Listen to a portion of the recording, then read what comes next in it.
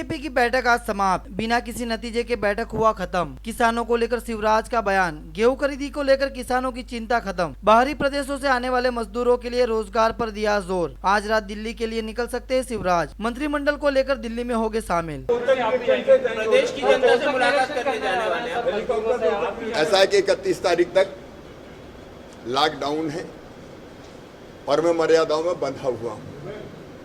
अब कैसे रुका हूँ मैं ही जानता हूँ, कितनी मुश्किल से अपने आप को मैंने रोका है, क्योंकि हमको 2 गज की दूरी और कार्यक्रमों में नहीं जाना और बाकी सब चीज़ का पालन करना मैं करूँगा, तब मैं दूसरों को कह सकूँगा।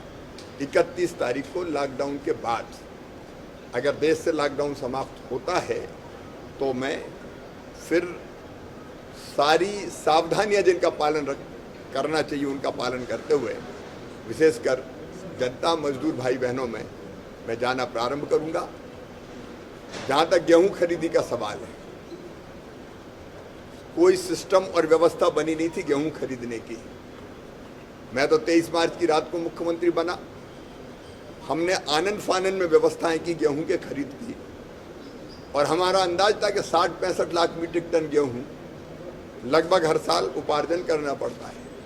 हमने 100 लाख मीट्रिक टन गेहूं को खरीदने की व्यवस्थाएं की थी, बारदाने और बाकी सब इंतजाम किया था, खरीदी केंद्र बढ़ाए थे। लेकिन कल की तारीख तक 118 लाख मीट्रिक टन एक रिकॉर्ड है मध्य प्रदेश के इतिहास में।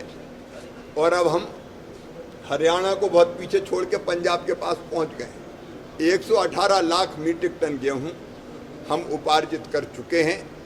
बारदाने जहां से भी जुट रहे हैं हम लगातार जुटाने का प्रयास कर रहे हैं और हमारी पूरी कोशिश है कि हम अपने किसान भाइयों के पूरे गेहूं को खरीद पाएं।